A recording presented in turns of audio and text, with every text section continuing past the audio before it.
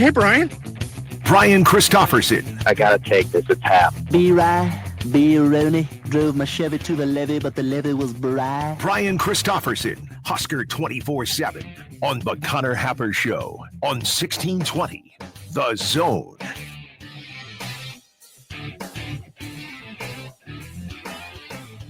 All right, we're joined now on the phone by our good friend Brian Christopherson of Husker 247. Hey, BC, what's up? Oh, not a lot. How are you doing? Good. Did you get your Fred Hoiberg air freshener last night? You know, I didn't. Sad. Missed out on that. I was dealing with like a wireless crisis up in that's like media problems, you know, where I was having trouble getting on the internet. So I was more worried with that than air fresheners. Oh, it's like an every game thing though at PBA. It is. Yeah. I mean, I've had good success usually there, but last night was rough for me, and it was obviously rough for the boys too. And that's what the fan base is more concerned about than if I can get on the internet. Well, you got to keep those tweets, you know, just to have the proof of life out there. But at least you had the dispatch, and you wrote this quote, or you published this quote from Juwan Gary in your story this morning. We got to find it within ourselves as a team as a whole. How much do we want it? That's all I kept hearing Ace Bailey saying is we want it more. We want it more. And that hurt as a player. That hurt as an opponent, hearing a person say that we want it more. God knows no team wants it more than my guys for sure. But just hearing that, and they proved it today that they wanted it more for sure. I mean, does that, what does it say to you? Because I'm trying to not freak out, I guess, about Nebraska basketball on this slide here, but that's a relatively deep quote for January 17th, baby, looking inward. Yeah, I mean, I got the sense, you know, Juwan's been sort of the leader of this crew, and him even repeating that to me is like a little message to his guys as well, you know, to put that out in the public sphere like that. And I think the hardest part for him was he didn't like hearing it, but it was true to him. It was the accurate portrayal of the game, and even Fred Hoiberg said afterwards, you know, you got to get tougher. You know, it's not necessarily lack of effort. It's not lack of effort, but that doesn't mean you're tough. And this is a team that we know has sort of, as December was going along and things were good, had kind of adopted that, you know, gritty, grimy, this is who we are theme. And it's especially tough to have a game like that in your own arena where you feel like the other team was more of that than you. Nebraska did have 19 offensive boards, but they gave up 17. And, you know, there was one possession in particular Rutgers didn't even score on with about 8 or 9 minutes left, where they got 4 or 5 shots at the hoop. Yeah. And it just felt like Nebraska couldn't corral it. And, you know, sometimes you get a bad carom and that's involved, but there definitely was an element where even the head coach said, you know, Rutgers had a little bit more of it, what you need than Nebraska did. And that's hard too, Connor, when Nebraska was the veteran team. And I know Rutgers has 2 dudes who are going to be like top 3 picks. Those guys are studs.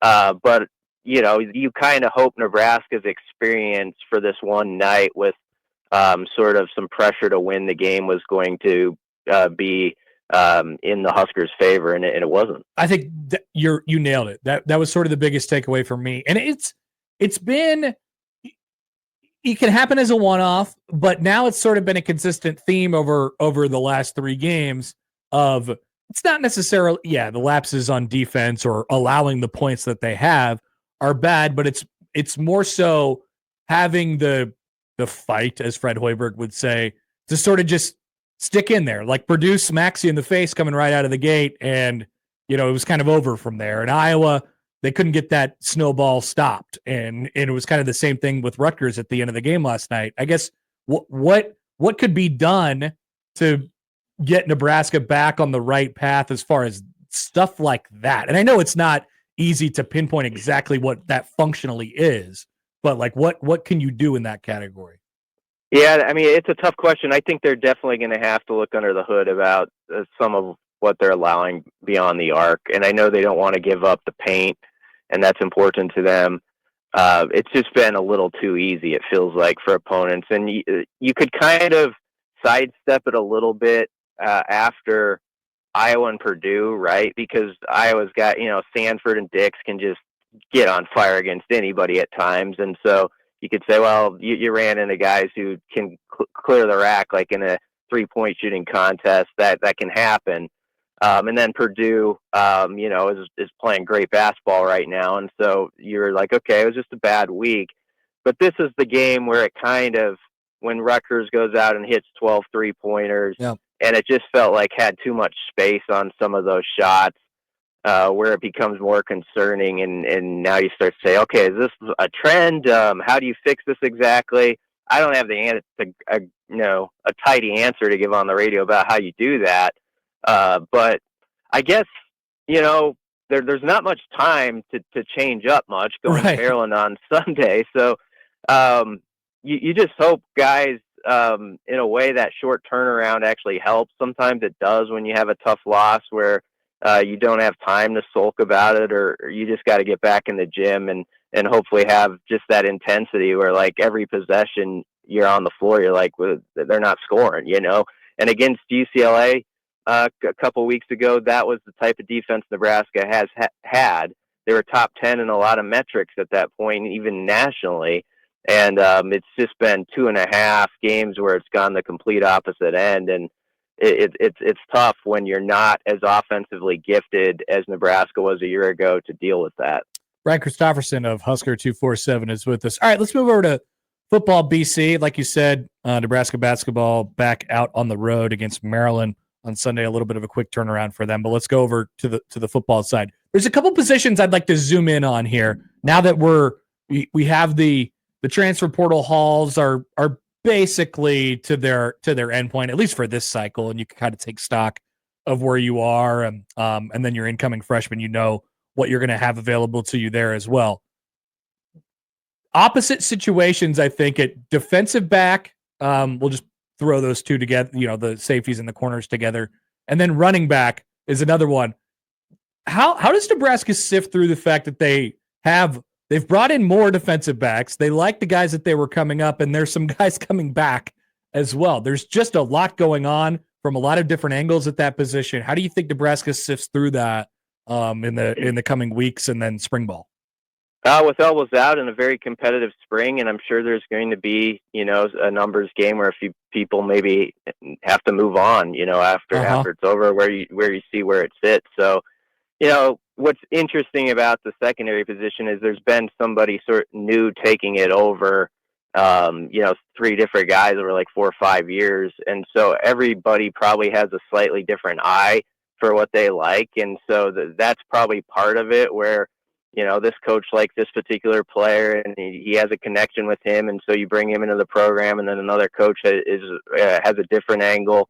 So that'll be a big part of it though in the spring is, with Addison Williams now going to be the secondary coach, and, John Butler is the DC, obviously with his experience sort of being there, how their minds kind of come together and how they see certain players and, like who fits like what they want to do and has versatility in certain roles that they can be creative with. So, I guess I'm a little surprised they took the number they did, but I've also, I go through quotes and read stuff like from Kirby Smart, and he'll talk about how you can never have enough DBs. I'm sure you can actually. There probably is actually a number limit. You probably don't want like 72 of them.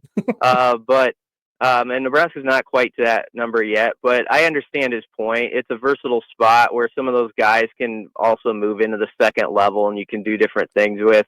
And then there's, a guy like Andrew Marshall, the kid from Idaho, could be a return man possibility. Justin Rett, I think kind of an interesting player out of Georgia who didn't get a lot of snaps there, but sort of has that potential like maybe an MJ Sherman did at a different spot where you think he was just in a log jam at Georgia and maybe he can take off at Nebraska. So I know this, if I'm one of the guys who's already over there in the program, I'm on my toes and I'm going into the spring thinking like I got everything to prove because it's on. Yeah, you mentioned a couple of them, and you look at those two, and you're like, Marshall in particular, I guess, and you're like, wow, he's probably in for some playing time with his background and his resume, if not being elevated all the way to a starter. Sia Wright is another guy in that position. Outside of that, I mean, is it just completely wide open to you at this moment? Yeah, I think so. I mean, I think even guys who have played a lot are going to have to back it up, this year. I mean, there's a pressure over there to win and elevate this thing beyond 7 wins. And obviously you've got guys like Buford and Hartzog who are still over there who have played a lot of snaps. There's been talk of a Singleton's possible return. I know he, because of the JUCO ruling that's been out there too. So, I mean, that's really interesting. He's a guy in Singleton's case who I think the staff feels like has NFL capabilities, and even NFL personnel was like talking to Husker coaches about him and very curious about him. So he'd be probably a tough guy to beat out if he were still over there. But like I said, if I'd started for 2 years, I would go into this spring thinking, there's a different set of eyes on this, and there's a want to get this right. And it wasn't quite as good as it was wanted a season ago. So guys are going to have to really ball out, I think, even that have a lot of snaps under their belt, to make sure that's their spot. But you did mention Sia Wright, and I think he's the one who really emerged sort of as a guy I expect to be back in a main role going forward, just because he's just sort of has that personality that I want to get better, that I think is going to drive him to success this year. The other position I mentioned was running back, and Emmett Johnson comes back. Dante Dowdell and Gabe Irvin are out. You've brought in a couple of freshmen. Quentin Ives got some run during the bowl game and had some good practices leading up to it. And that's kind of the room at this point. Yeah. I haven't, you never hear, or you rarely hear, I suppose, about Nebraska, dipping their toe in the water of running backs in the transfer portal. Are they comfortable there, and should they be comfortable there during or after spring ball?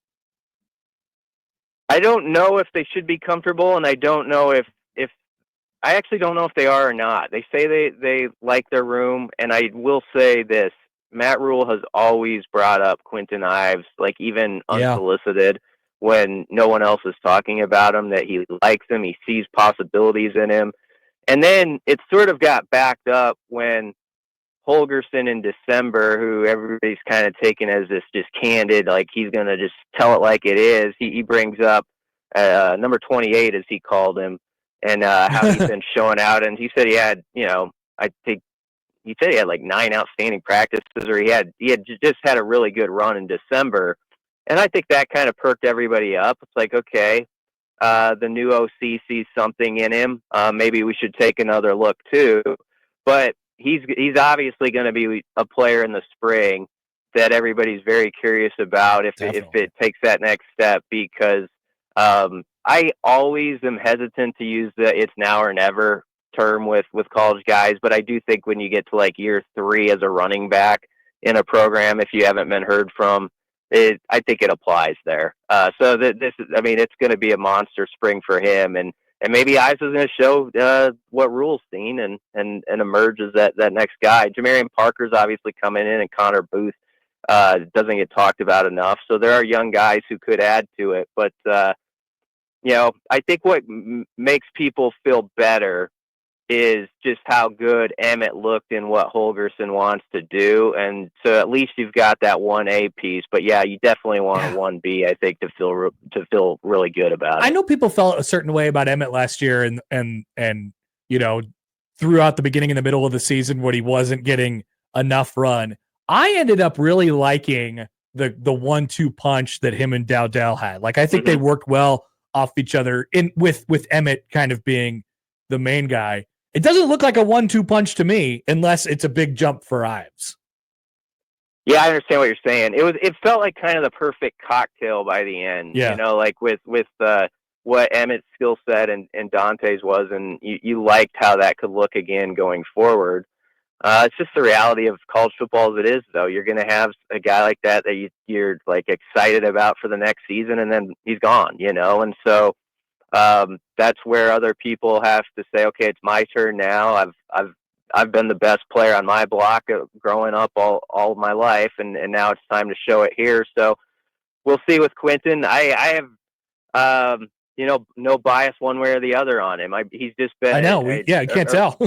He's a guy that EJ Barthel liked a lot as a recruit out of New Jersey for a while, and Mekhi Nelson's over there too. And so, I mean, there are options, but they definitely do need that second guy, I feel like, to step up, because I do think it takes 2 or 3 these days at that position to be what you really want to be. All right, BC. Well, we'll let you go. Enjoy your weekend. Thanks for doing this as always, and we'll talk to you soon. All right. You guys too. Thanks. Brian Christopherson, Husker 247.